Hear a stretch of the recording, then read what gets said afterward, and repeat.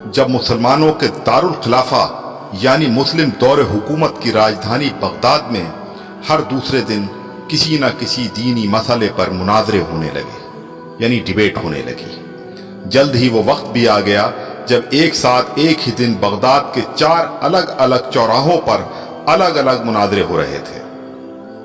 पहला मुनाजरा इस बात पर था कि एक वक्त में सुई की नोक पर कितने फरिश्ते बैठ सकते हैं। दूसरा मुनाजरा इस अहम मौजू पर था कि कौवा हलाल है या हराम है।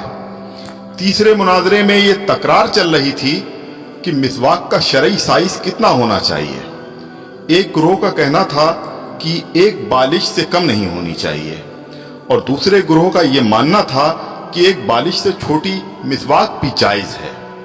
अभी ये डिबेट चल ही रही थी कि हलाकू खान की क़यादत में ततारी फौज बगदाद की गलियों में दाखिल हो गई और सब कुछ तहस नहस कर दिया। मिसवाक की हुर्मत बचाने वाले लोग खुद ही बोटी बोटी हो गए। सुई की नोक पर फरिश्तों की गिनती करने वाले लोगों की खोपड़ियों की मीनारें बन गईं जिन्हें गिनना भी मुमकिन नहीं था। कौवे के गोश्त पर बहस करने वालों के मुर्दा जिस्मों को कौवे नोच नोच कर खा रहे थे।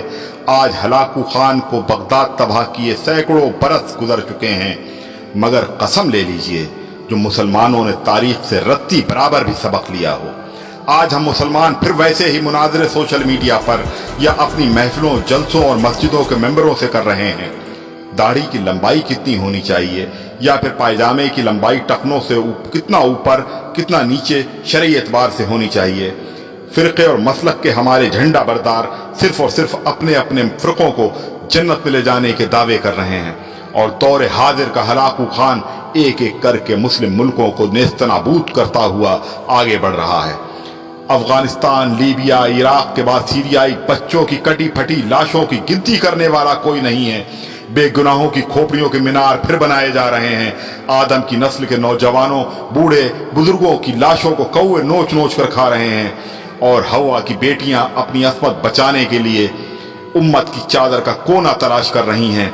जी हां, और हम खामोशी से अपनी बारी आने का इंतजार कर रहे हैं।